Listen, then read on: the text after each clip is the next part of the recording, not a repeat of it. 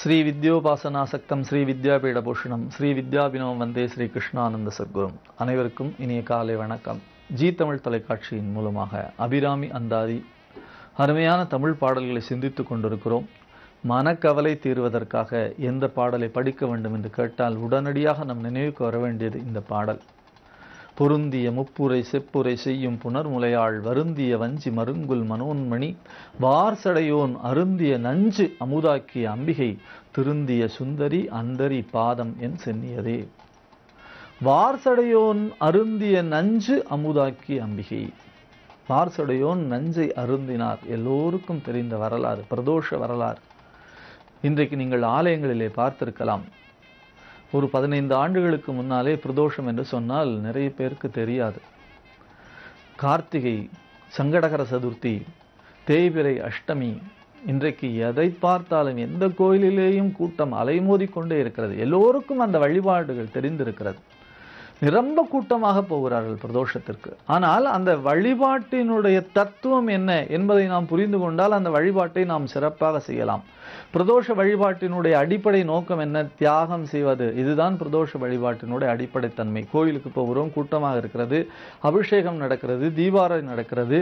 கோயிலுக்கு அபிஷேகம் நடக்கிற பொழுது நாம் முதலிலே முண்டி அடித்து கொண்டு போய் நின்று கொண்டிருக்கிறோம். பக்கத்திலே இருக்கிறவர் தரிசனம் பண்ண வேண்டும் என்ற சிந்தனையிலே நாம் தரிசித்து விட்டோம். கொஞ்சம் நகர்ந்து அடுத்தவருக்கு தரிசனம் தர வழிவிடுவோம் என்று சொன்னால் அதுதான் நாம் பிரதோஷத்தை உண்மையாக தரிசனம் செய்தது. நான் மட்டுமே சுவர் போல நின்று கொண்டிருப்பேன், நீங்கள் லேட்டாகத்தானே வந்தீர்கள், நீங்கள் எப்படி பார்க்க முடியும் என்று சண்டையிட்டு கொண்டிருந்தால், அது விலகாமல் நின்று கொண்டிருந்தால் நாம் பிரதோஷத்திற்கு வழிபாடு செய்து பிரயோஜனமே இல்லை. அந்த பிரதோஷ வழிபாடு தியாகத்தை உணர்த்துவது. இந்த உலகத்திலே இறைவன் சிவபெருமான் தியாகம் செய்திருக்கிறார். என்ன செய்தார்? தேவர்கள் எல்லோரும் பார்க்கடலை கடைய போனார்கள். போகிற பொழுது சிவபெருமானத்திலே சொல்லவில்லை. அவர்கள் எல்லோரும் பார்க்கடலை கடைய போனார்கள். வாசுகியை கயிறாக்கி மந்திரமலையை மத்தாக்கி கடைந்தார்கள். அவர்கள் எதிர்பார்த்தது அமுதம். ஆனால் அதில் இருந்து விளைந்தது நஞ்சு. சாதாரண நஞ்சு இல்லை, ஆலகால விஷம் என்று சொல்கிறார்கள். ஆலகால விஷம் என்று சொன்னால் 2 விஷம் ஒன்று சேர்ந்தது. ஒன்று வாசுகியினுடைய வயிற்றிலே இருந்த நஞ்சு, அது ஆலம் என்று சொல்லக்கூடிய கொடுமையான நஞ்சு. அதை வைத்து மலையை வைத்து கடைகிற பொழுது அதன் வயிற்றிலே இருந்த நஞ்சு அப்படியே அதன் வாய் வழியாக வெளியே வந்தது. அது கடலிலே கக்கியது. கடலிலே இருக்கக்கூடிய விஷ ஜந்துக்கள் எல்லாம் இறந்து போய் அதிலே இருந்து நஞ்சு வெளியிலே வந்தது. அந்த நஞ்சு இருக்கிறது, அது காலம். ஆலம் காலம் ரெண்டும் ஒன்றாகியது. ஆலகாலம் என்று சொல்லக்கூடிய விஷம், கடுமையான விஷம். எல்லா தேவர்களும் பயந்து ஓடினார்கள். அவர்கள் வந்தது அமுதத்தை தேடி, ஆனால் விளைந்தது நஞ்சு. நாம் ஒன்று நினைக்க தெய்வம் ஒன்று நினைக்கும் என்று சொல்லுவார்களே, அப்படித்தான் நடந்து போனது. எல்லாரும் வேகமாக கைலாசத்திற்கு ஓடினார்கள். சிவபெருமானை மண்டியிட்டு பிரார்த்தனை செய்தார்கள், எங்களை காப்பாற்றுங்கள், அந்த நஞ்சு எங்களுக்கு மிகப்பெரிய கெடுதலை விளைவிக்கிறது, உலகத்திற்கு அபாயமாக இருக்கிறது என்று சொன்னார்கள். நாம இருந்தால் என்ன சொல்லி இருப்போம்? போகிற பொழுது என்னிடத்தில் சொல்லி கொண்டு போனாயா, இப்பொழுது ஏன் என்னிடத்தில் வந்து நிற்கிறாய் என்று கேட்போம். ஆனால் சிவபெருமான் கருணை மிக்கவன், காருண்யமானவன். ஆகையினாலே அவன் சொன்னான், கவலைப்படாதீர்கள், அந்த நஞ்சை நான் ஏற்றுக்கொள்கிறேன் என்று சொன்னான். பக்கத்திலே திருநீற்று பை தாங்கி இருக்கக்கூடிய சுந்தரரை அழைத்து அந்த நஞ்சை இங்கே கொண்டு வா என்று சொன்னார். அவ்விடத்தை இவ்விடத்து கொண்டு வா என்று வாரியார் சுவாமிகள் அழகாக சொல்லுவார்கள். அப்படி அந்த நஞ்சை திரட்டி கொண்டு வந்தார் சுந்தரர். எல்லோரும் பயந்த நஞ்சு அவருக்கு மட்டும் எப்படி திரட்ட முடிந்தது என்று சொன்னால், எப்பொழுதும் திருநீர் தாங்கிய கையோடு இருந்ததினாலே திருநீற்றின் பெருமை அந்த நஞ்சை திரட்டக்கூடிய ஆற்றலை அவருக்கு வழங்கியது. அதை கொண்டு வந்து சிவபெருமானிடத்திலே கொடுத்தார். சிவபெருமான் தன்னுடைய கரங்களிலே தாங்கி கொண்டார். வெளியிலேயும் விட முடியாது, வயிற்றுக்குள்ளும் உள்ள போகச் செய்ய முடியாது. யாரும் செய்யாத ஒரு அதிசயத்தை செய்தார். தன்னுடைய தொண்டை குழிக்குள்ளே நிறுத்தி வைத்துக் கொண்டார். இன்றைக்கும் கூட மிகப்பெரிய சவால் விடலாம், யாரும் தொண்டை குழியிலே ஒரு துளி தண்ணீரை கூட நிறுத்தி வைக்க முடியாது. ஆனால் சிவபெருமான் காலங்காலமாக அந்த நஞ்சை தன்னுடைய தொண்டை குழியிலே வைத்திருக்கிறார். அந்த நஞ்சு இங்கே வந்து விட்டது. பக்கத்திலே தேவி பராசக்தி இருக்கிறாள். அவள் என்ன பண்ணாளாம்? அந்த நஞ்சை ஒரு பார்வை பார்த்தாள். தேவியினுடைய பார்வை எத்தகைய மிகப்பெரிய சக்தி உடையது என்பதை நாம் புரிந்து கொள்ள வேண்டும் என்பதற்காகத்தான் அபிராமிப்பட்டர் இந்த வரியை அங்கே வைத்தார். அங்கே பார்க்கிறார். பார்த்த உடனே பாருங்கள், அந்த நஞ்சு அமுதமாக மாறி போனதாம். அவர் தொண்டை குழிக்குள்ளே நிறுத்தி கொண்டார். அந்த இடம் நீளமாக மாறியது. அதனாலே சிவபெருமானுக்கு நீலகண்டன் என்ற பெயர் இருக்கிறது. கிரீவம் என்று சொன்னால் கழுத்து, சு என்று சொன்னால் அழகு, சுக்ரீவன் என்று சொன்னால் அழகிய கழுத்தை உடையவன். சிவந்த திருமேனி உடைய சிவபெருமானுடைய கழுத்து மட்டும் நீளமாக இருப்பதனாலே அவனுக்கு நீலகண்டன் என்று பெயர் வந்தது.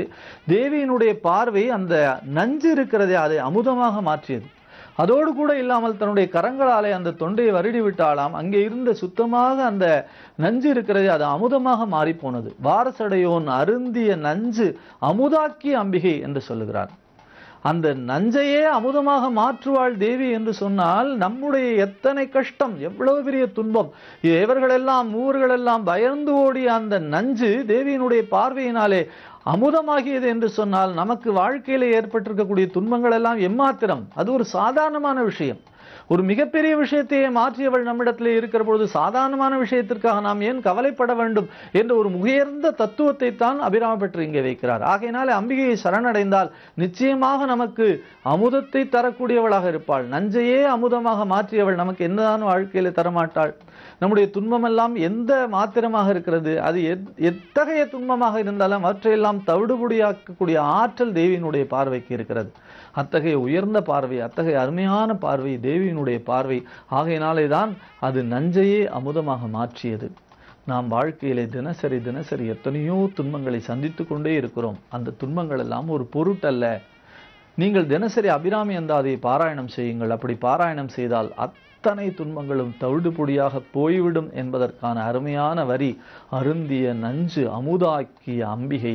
அந்த அம்பிகை நிச்சயமாக நம்முடைய வாழ்க்கையில் இருக்கக்கூடிய அத்தனை துன்பங்களையும் துடைத்து எறிவாள். நாம் செய்ய வேண்டியதெல்லாம், அம்மா, தாயே, பராசக்தி, அபிராமி எப்போதும் என் கூட இரு என்ற பிரார்த்தனை தான். அதை செய்வோம். எந்நாளும் நம் வாழ்க்கையை பொன்மயமாக்குவோம். நன்றி, வணக்கம்.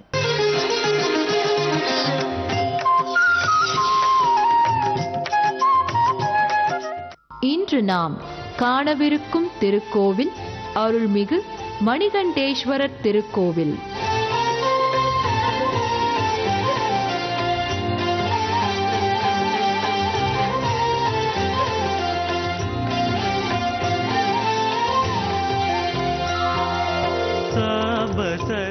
இத்திருக்கோவிலில் அமைந்துள்ள ஈசனை வாழ்த்தி திருநாவுக்கரசரும் சம்பந்தரும் பாடியுள்ளார்கள். மாசி மாதம் நடைபெறும் 10 நாள் பிரம்மோற்சவத்தில் மக நட்சத்திரத்தன்று தீர்த்தவாரி நடைபெறும். இந்த திருவிழாவில்தான் பெருமாளுக்குரிய கருட சேவையும் நடைபெறுகிறது. ஆடி வெள்ளி, ஆடிப்பூரம், ஆனி திருமஞ்சனம், திருக்கார்த்திகை, மார்கழி திருவாதிரையும் விசேஷம். பார்வதி தேவியால் விருதசீர நதிக்கரையில் மணலால் அமைக்கப்பட்ட லிங்கம் இங்கு மூலவராக உள்ளது. அது கரைந்து விடாமல் இருக்க லிங்கத்தின் மீது குவளை, அதாவது செம்பால் செய்யப்பட்ட கவசம் சாத்தியே அபிஷேகம் செய்யப்படுகிறது. பிரிய சுந்தர ரூப சுரேஷ சிவ ஈஷ சுரேஷ மகேஷ ஜன பிரிய கேசவ சேவித கீர்த்தி சிவ புரகாதி பிரிய பூஷண சங்கர நகர விநாச நடேஷ சிவ ऊर्जित दानव नाश परात्पर आर्जित पाप विनाश शिव ऋग्वेद श्रुति मौलि विभूषण अर्क चंद्राग्नि त्रिनेत्र शिव रूपमनादि प्रपंच विलक्षण ताप निवारण तत्व शिव लिंग स्वरूप सबेश बुध प्रिय मंगलमूर्ति महेश शिव लूताधीश्वर रूप प्रिय शिव वेदांत प्रिय वेद्य शिव. பார்வதி தேவி மணலால் பூஜை பண்ணது, அதனால் சுவாமி பேர் வந்து மணிகண்டேஸ்வரர்னு பேர். சுவாமிக்கு வந்து புனுகு சட்டம்னு சொல்லுவாங்க, அதான் இங்கே சுவாமிக்கு சாத்துவோம். அது வருஷத்தில் ஒரு நாள் மாசி மாதம் மகா சிவராத்திரிக்கு இங்கே சுவாமிக்கு சாத்துறது. அதே மாதிரி சுவாமி எதிர வந்து திருமால் வந்து சக்கராயுதம்னு சொல்லுவாங்க, சுதர்சன சக்கரம்னு. அந்த சக்கரம் வாங்கிறதுக்காக இங்கே சுவாமி கிட்ட வந்து 1000 தாமரையை கொண்டு பூஜை பண்ணுறாரு. அப்போது ஒரு நாள் ஒரு பூ குறைஞ்சி போதுன்னு தன் கண்ணையே ஒரு தாமரை பூவாக சுவாமி கிட்ட தந்து அந்த சக்கரத்தை இங்கே வாங்கிக்கிறார். அதுதான் திருமால் வந்து இங்கே பேர் பெற்றதுனால இந்த ஊருக்கு திருமால் பேருன்னு ஊருக்கு பேர் வந்தது. தன் கண்ணையனை கொடுத்ததுனால சுவாமி வந்து திருமாலுக்கு செந்தாமரை கண்ணானு கமலக்கண்ணானு இங்கே பேர் தராரு. தந்துட்டு திருமாலை வேற என்ன வேணும்னு கேட்குறாரு. திருமால் என்ன சொல்கிறாரா, எப்போ உங்கள் பேரை சொல்லி நின்றா போதுன்ட்டு கை கூப்பிட்டு சுவாமி எதிர நேராக இருக்காருங்க. வேற என்ன வரமா வேணும்னு கேட்கும்போது திருமால் வந்து சுவாமி கிட்ட சொல்கிறாராம், எனக்கு கொடுத்த அந்த தரிசனம் வர பக்தர்களுக்கும் கொடுத்து என்னுடைய குறையை எப்படி நிவர்த்தி பண்ணீங்களோ அதே போல் கேட்குறவங்களோட குறையை நிவர்த்தி பண்ணுங்க.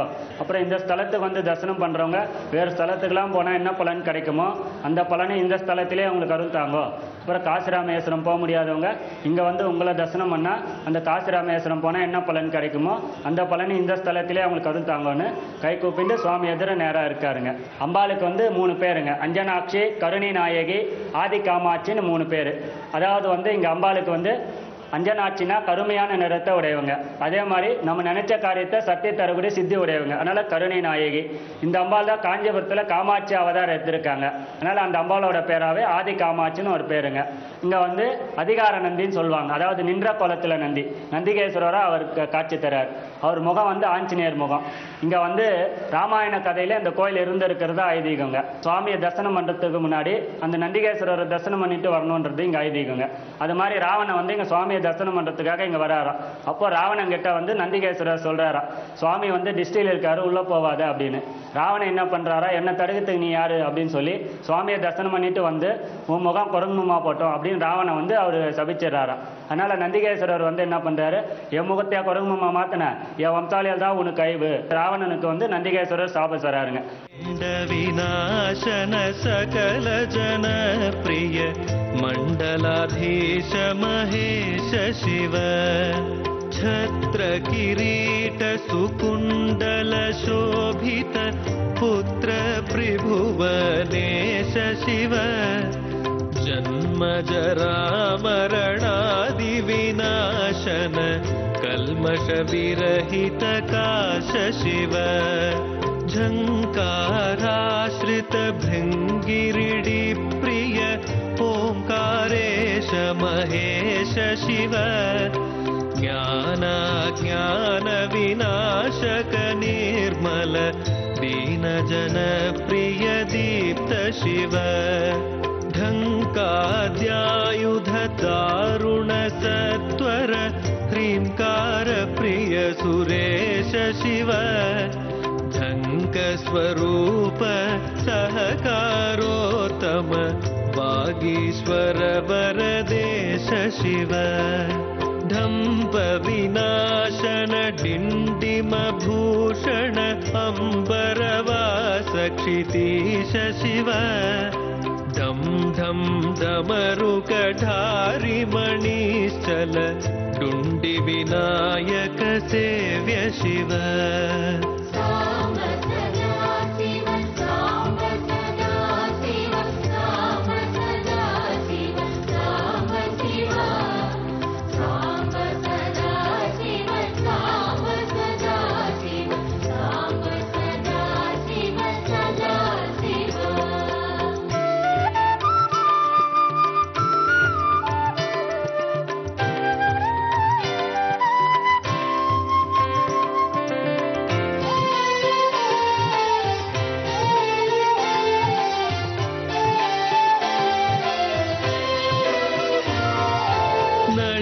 विलोचन नटन जन प्रिय अळिकुलभूषण अमृत शिव तत्त्वमसीत्यादि वाक्य स्वरूपक नित्यानंद पगेश शिव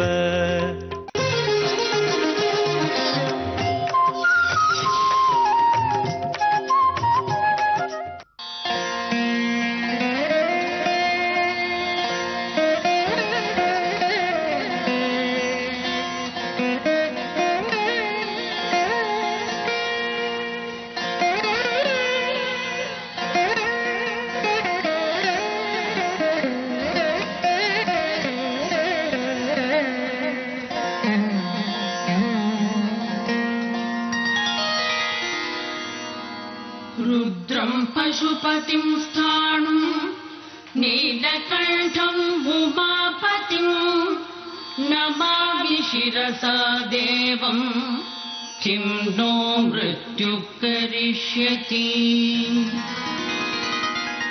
कालकण्ठं कालमूर्तिं कालाग्निं कालनाशनं नमामि शिरसा देवं किं नो मृत्युः करिष्यति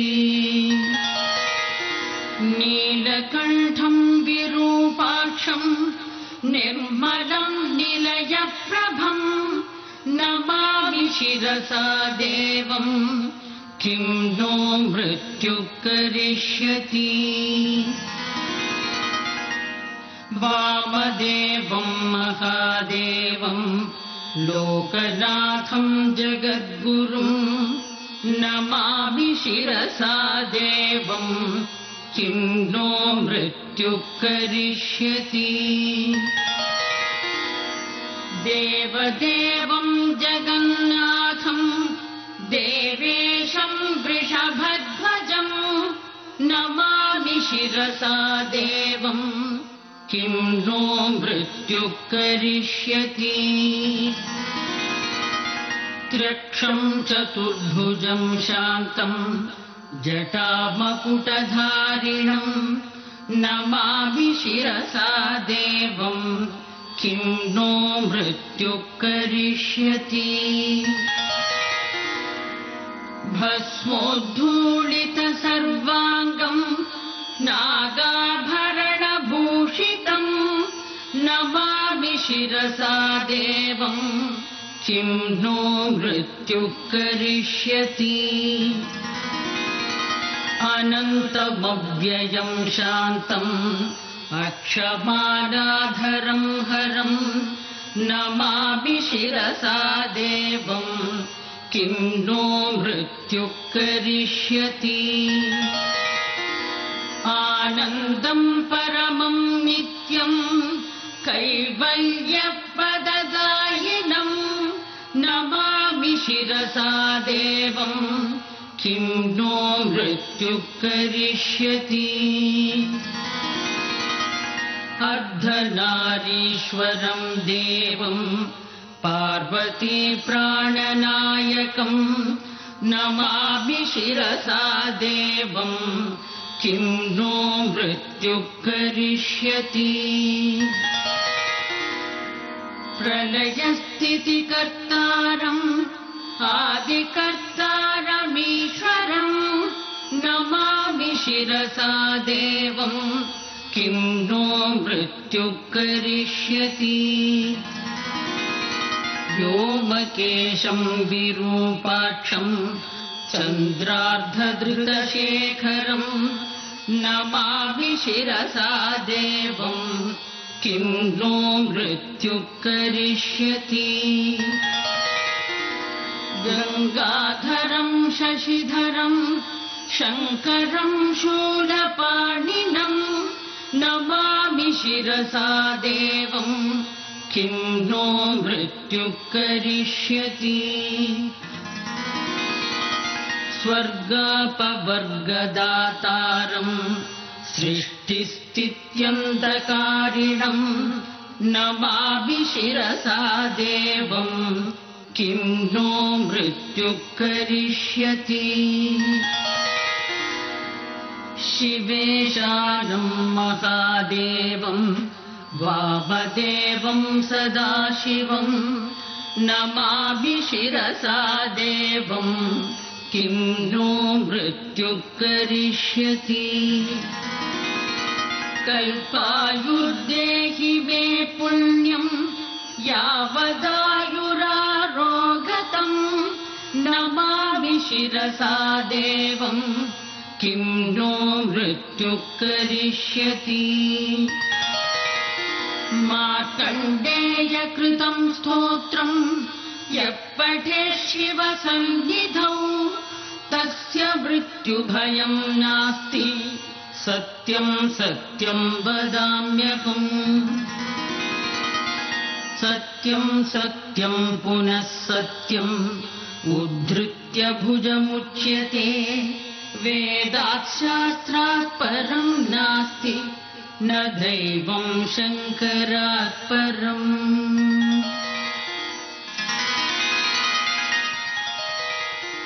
திருக்கோவில் ரொம்ப பழமையானது.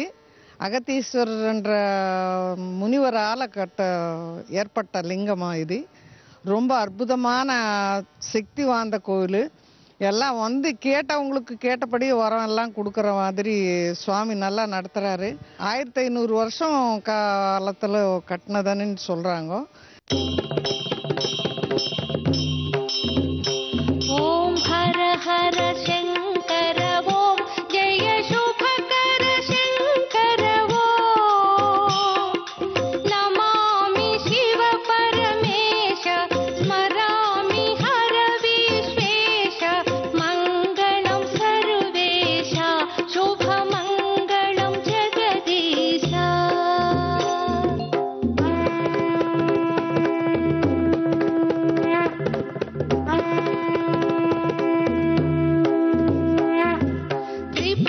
संहारी शरणं मदनारी शरणं दक्षारी अभिवन्दनं पार्वती रमणा पाहि सन्नुत चरणा पाहि मङ्गलं सर्वेशा शुभमङ्गलं जगदीश.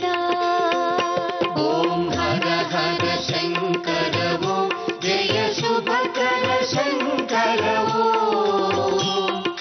नमामि शिव परमेश स्मरामि हर विश्वेश मङ्गलं सर्वेश शुभमङ्गलं जगदीश.